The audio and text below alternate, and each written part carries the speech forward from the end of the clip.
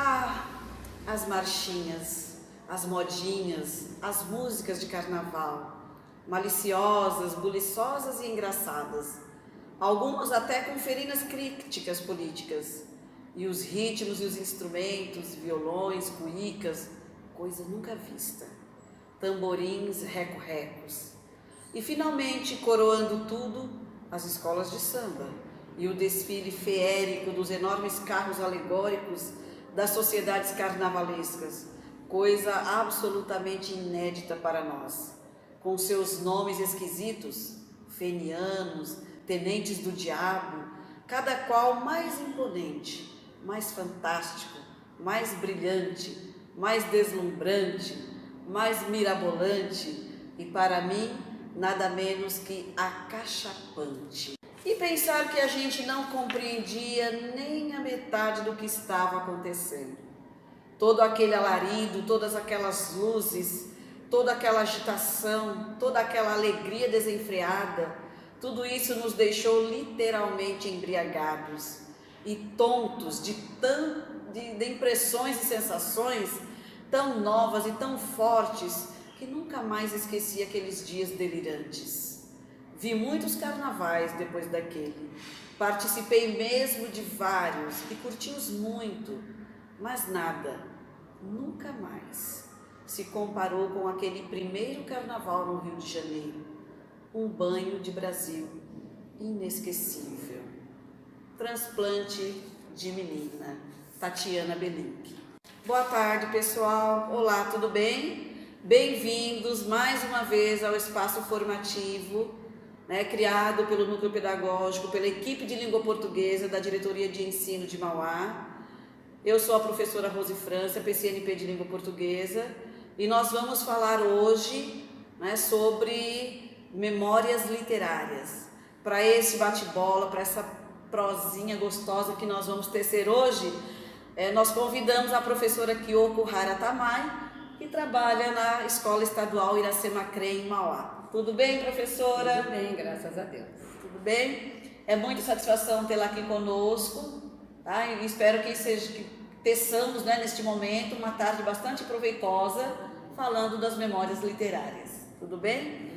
Eu gostaria que a professora já começasse a falar da sua formação e se é a primeira vez que a professora participa da Olimpíada de Língua Portuguesa, quais são as suas expectativas, por favor. Pois não. Antes de mais nada, obrigado pelo convite oferecido pela Valéria e pela Rose. E, assim, a minha formação, eu sou professora de língua portuguesa e também tenho a formação de psicopedagogia. Agora, por que se eu já passei pela experiência da Olimpíadas? Eu tive uma breve passagem, foi em 2016, que ainda fui muito tímida, que eu estava só com uma classe primeira série do ensino médio, e eu trabalhei crônicas com eles. Então, em 2016 foi assim bem tímido. Agora este ano, porque o ano passado foi o ano de 2000. Seria o ano passado, mas o ano passado não houve, teve, foi então cancelada. Isso. Então eu resolvi me inscrever e assim, o porquê que me levou a isso?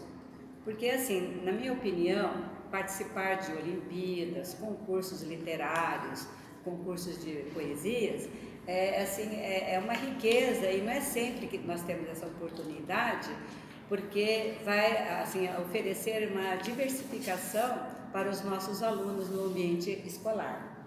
A professora está falando das metodologias, dos materiais que a Olimpíada oferece, que são diferenciados para eles, é isso? Não, agora, então, sobre o material, que você vai me perguntar. Então, agora, o material das Olimpíadas, sim, eu já dei uma estudada, assim, sobre ele. E assim, o que ele oferece? Eu acho que é uma abertura de possibilidades para enriquecer as habilidades dos alunos, ampliar a visão de mundo dele. E realmente esse material, a gente percebe que ele contempla todas as habilidades e competências que a rede pede para que desenvolvamos. Então, eu acho que é uma oportunidade para a gente poder desenvolver através dessas Olimpíadas. Muito bem. Com a sua palavra, professora, você entende que realizar as oficinas da Olimpíada Portuguesa não atrapalham, mas ajudam o currículo, é Com isso? certeza, porque essas oficinas, elas contemplam as habilidades que a rede pede para que nós Estão trabalhemos. previstas no currículo. Exatamente, estão previstas no currículo. Muito bem. Já que nós vamos falar de memória, professora, Sim. qual é a sua concepção, né, o seu entendimento sobre o gênero memória literária? Bem, a memória literária, assim, basicamente, eles são textos assim produzidos para relembrar o passado. E a partir assim de uma experiência vivida. E a partir dessa experiência vivida, a escrita ela vai mais para o lado da imaginação. Então, basicamente, memórias literárias seriam nesse conceito, aí, a partir daí. Isso partindo do real para o literário, Exatamente, né? As experiências são experiências vividas, então ela vai partir do real e aí vem o imaginário que passa já a usar uma linguagem mais literária, que o escritor vai fazer uso desse. E eu espero que, assim, porque na oficina vai dar essa amplitude para nós trabalhar. Esse entendimento, esse direcionamento. Com certeza. Muito bem. Então, nós temos aqui, né, no nosso PPT, vocês vão ver aí, né, o que são memórias literárias, né? Então, define-se da seguinte forma, né, memórias literárias geralmente são textos produzidos por escritores que, ao rememorar o passado, né, integram o vivido ao imaginado. Sim. Então, é a partir de uma experiência que nós vivemos no passado, né, que nós vamos transcrevê-la, né, e trazer todo o nosso arsenal literário, todo o nosso sentimento para aquele texto. É importante que os alunos entendam esta questão, né? Não é verdade, professora? Com certeza, inclusive passando pelas oficinas, logo no início nós temos ali relembrando, né, essa experiência vivida. Então, trazer pessoas com mais idade para uma entrevista, a fim de ou uma palestra na escola mesmo, para que eles socializem o passado deles, através de exemplos, né, que eles passaram e que os alunos então absorvam essa experiência e já entre isso como um arsenal de experiências vividas para que dê os argumentos para eles poderem escrever depois a própria produção deles. Isso, a entrevista ela vai servir como material para a escrita desse texto. Sim, como base. Como base para a escrita desse texto. Exatamente. Falando nisso, professora, né, falando na questão das memórias literárias, né, esse ano nós vamos trabalhar esse gênero com 6º e 7º anos. Sim. A gente percebe que eles ainda são pequenos. São meninos ainda na pré-adolescência, né? São crianças da pré-adolescência. E o que você tem a nos dizer de como trabalhar a linguagem da memória literária com esses meninos, que são tão jovens? Pois é, e aliás, eu estava até comentando antes da gravação com você, antes de entrar propriamente nas oficinas, a gente está trabalhando um texto do Moacir Scliar, que é Memórias de um Aprendiz Escritor. E exatamente, tem a linguagem, né, que você está perguntando. E hoje mesmo, durante a aula, eu perguntei para eles qual é a opinião de vocês a respeito desse texto, a linguagem utilizada. Aí eles, professora, tem muita imaginação, são palavras difíceis, e nós trabalhamos as palavras difíceis que eles acham, e então já está havendo assim um envolvimento nesse sentido de trabalhar com a linguagem, tá? Então eu já estou fazendo ali uma prévia, né? Uma costura ali do que vem trabalhando com o desenvolvimento da oficina. Muito bem, professor. Agora vamos falar propriamente dito das oficinas, né? Sim. Nós sabemos, né, que o material lá no Escrevendo Futuro, na plataforma Escrevendo Futuro, né, oferece, né, todo o encaminhamento, né, e nós vamos contar com 17 oficinas, né, para que o aluno chegue à escrita, né, e à revisão do texto de memórias literárias. Nós vamos ver na primeira oficina, né, que tem o título como Naquele Tempo, os objetivos são os seguintes, olha lá: valorizar a experiência das pessoas mais velhas. A professora já falou de convidar uma pessoa, né, um morador antigo, né, da região, exatamente. Muito bom. Depois, compreender o que é memória. O nosso aluno precisa entender o que é memória, tá? Memória histórica principalmente, né? Perceber como objetos e imagens podem trazer lembranças de um tempo passado, né? Nós precisamos tirar do nosso aluno aquela ideia, né? Aquela concepção de que o que é velho não presta, né? O que é velho nós vamos descartar, nós vamos jogar fora. Muitas vezes, né, nós percebemos que as construções antigas, os objetos antigos, as fotos antigas, elas fazem parte da nossa história, da história de uma sociedade, da história de um povo, de uma época, e são coisas que precisam ser preservadas porque elas fazem parte da nossa vida. Nós somos resultado dessa história, né? De alguma forma esses objetos, eles nos construíram, eles nos fizeram. Inclusive nesse trajeto a gente pretende pedir para os alunos, ao entrevistar mesmo na família, eu falei com eles, conversem com a avó, o vovô, né, os tios de mais idade, e tragam objetos que eram para a gente poder fazer uma exposição ali na escola, ou em sala de aula mesmo, porque às vezes não tem tanta estrutura para uma exposição na escola, mas que isso seria um resgate e de valorização para eles. E de um tempo, resgate de um tempo passado. De um tempo passado. Né? Porque os objetos contam histórias, né? Isso é importante. E o último objetivo é observar que as memórias podem ser registradas oralmente e por escrito. Você já falou da entrevista, né? Exatamente. Que os alunos vão ouvir a entrevista e depois vão transcrever. Nós temos na segunda oficina, né? Eu só vou ler objetivos das primeiras duas, né, oficinas. E as outras eu vou deixar para vocês matarem a curiosidade lá no site, viu? Tá bom? Olha aí, a segunda oficina tem como título Um Museu do Eu, tá? Tem como objetivo compreender o que é um museu e articulá-lo aos conceitos de memória, narrativa e identidade. Nós vivemos numa sociedade em que tudo é muito moderno, tudo é muito tecnológico, né, que o aluno acha que ir a um museu é uma perda de tempo, né, que ir visitar uma exposição de objetos antigos é uma perda de tempo, quando isso está contando a nossa história, está contando a história de Mauá, a história da cidade, a história do estado, a história do país. Então, nós professores é que estamos encarregados de fazer com que ele mude, né, com que os nossos alunos mudem essa concepção. Exatamente. Em relação às coisas antigas, né?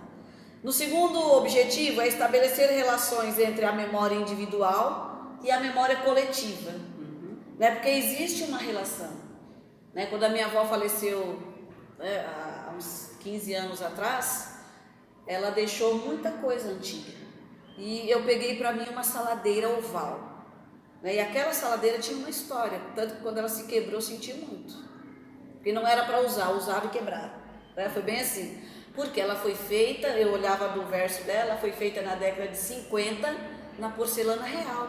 Isso é história. Isso é a história de Mauá. É a história de Mauá.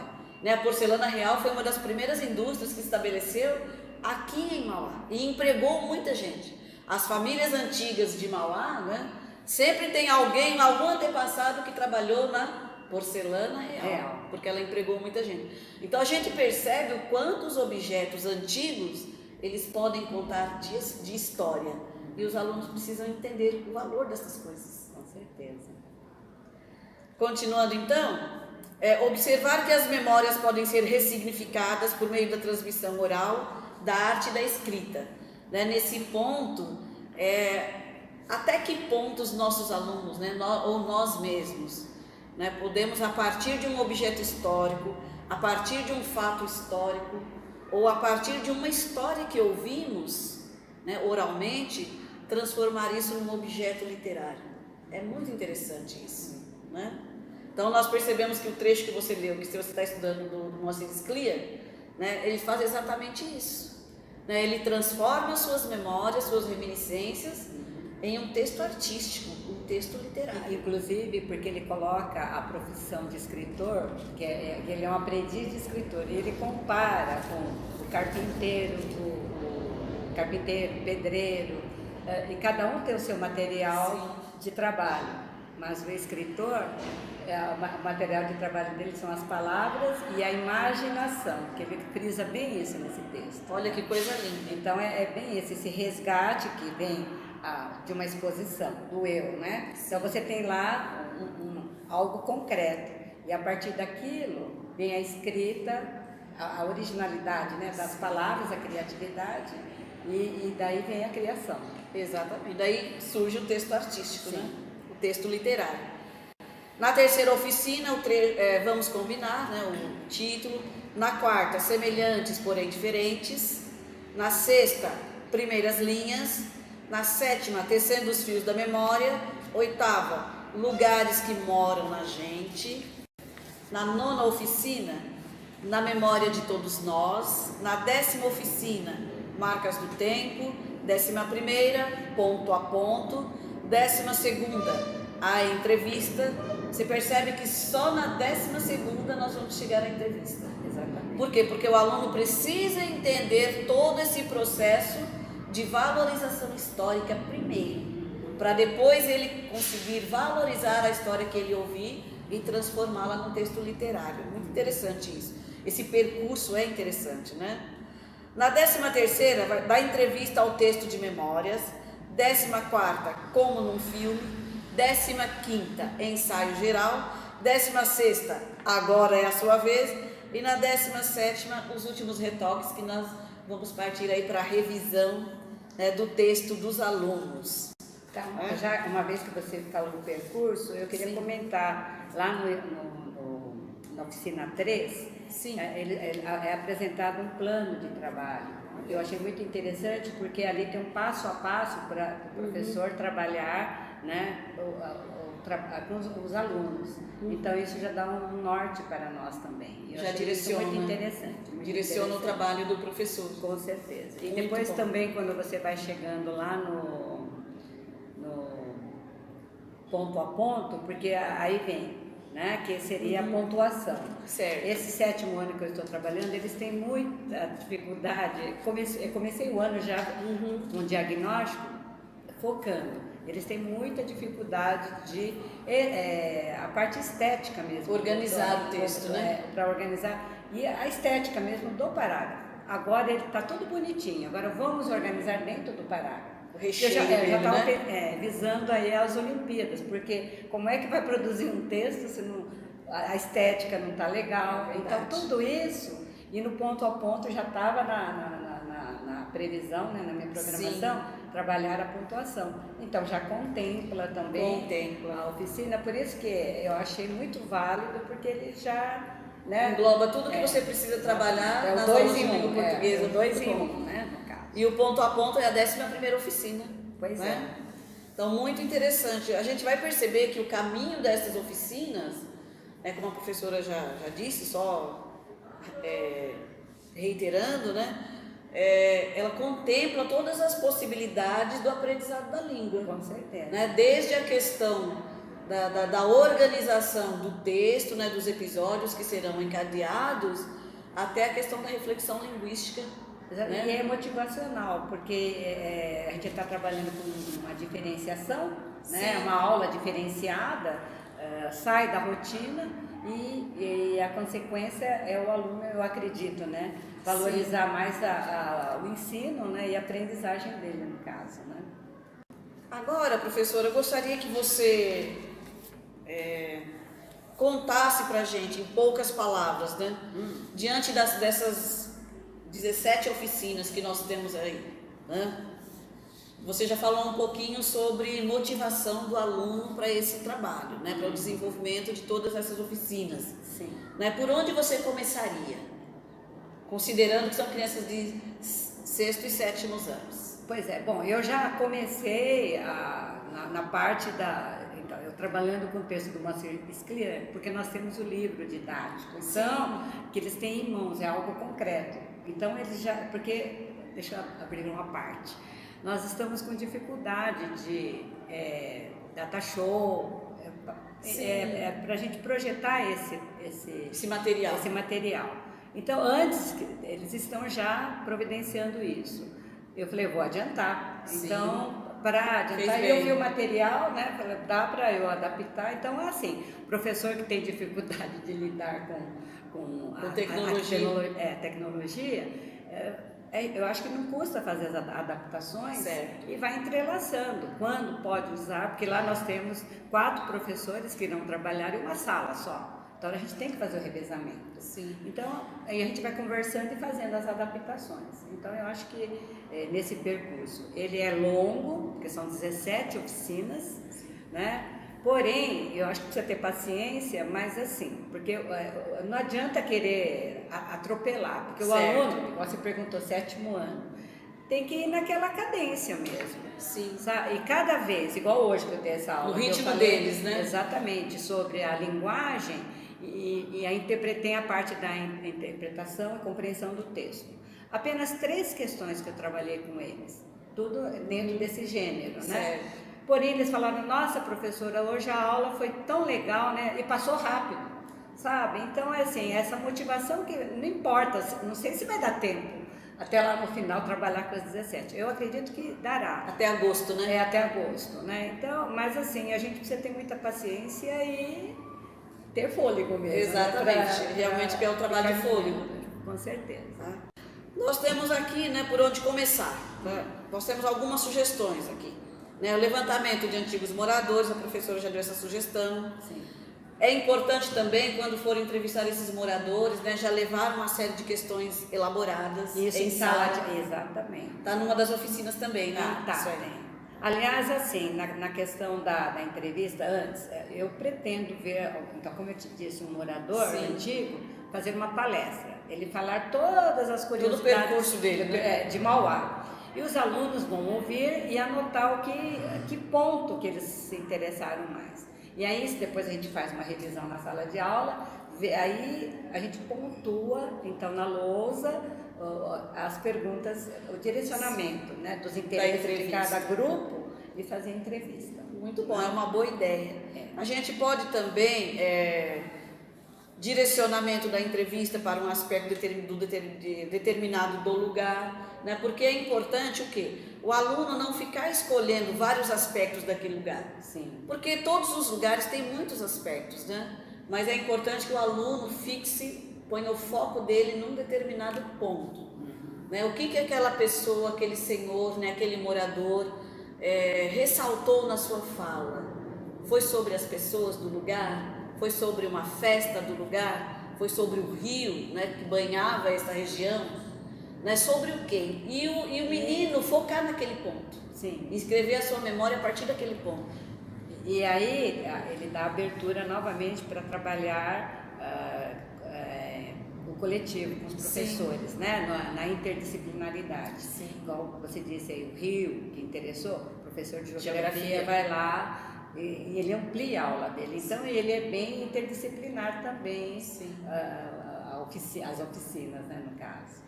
Exatamente. Quando a gente fala em trabalho de produção textual, a gente percebe, né, como nós sempre dizemos, é um trabalho interdisciplinar.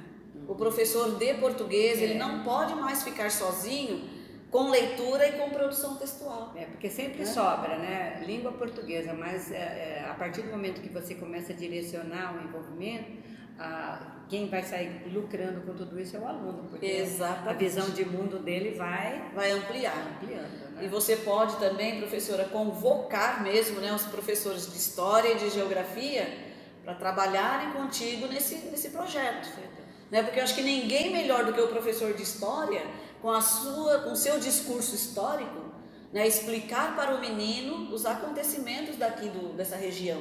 E o professor de geografia para explicar, né, da morte dos rios, né, da ocupação dos morros, que é toda a questão estética, toda a questão geográfica, né, da nossa cidade, Exatamente. que pode ser trabalhado e que o professor de geografia vai poder ajudar muito. E os professores da nossa escola, especificamente, Sim. ainda bem que eles colaboram. A gente Que pede, bom. eles, né? Então, assim, Vocês estão numa equipe bastante colaborativa. grande né? possibilidade de render.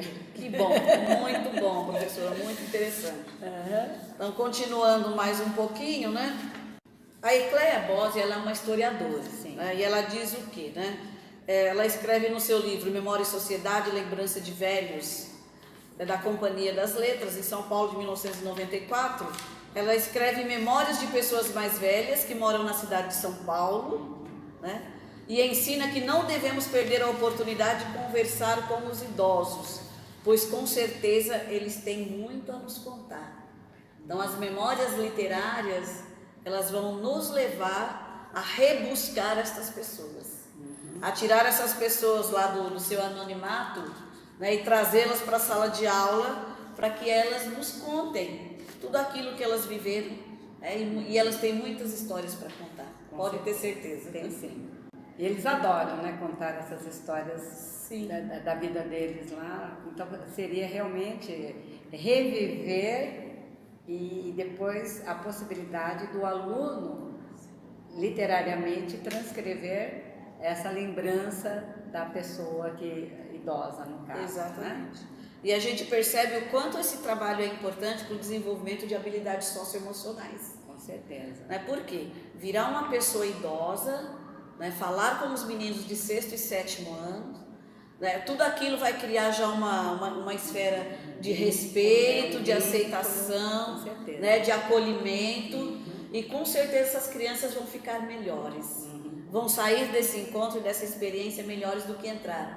E com certeza esse senhor, esse morador, também vai se sentir muito melhor, muito mais útil, né, a partir dessa experiência que ele viveu junto às crianças.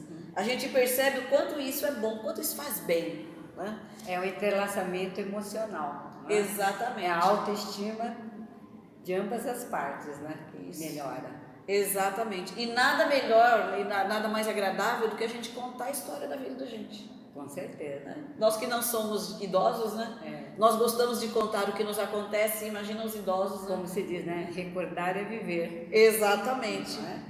Então vamos lá. Continuando, né?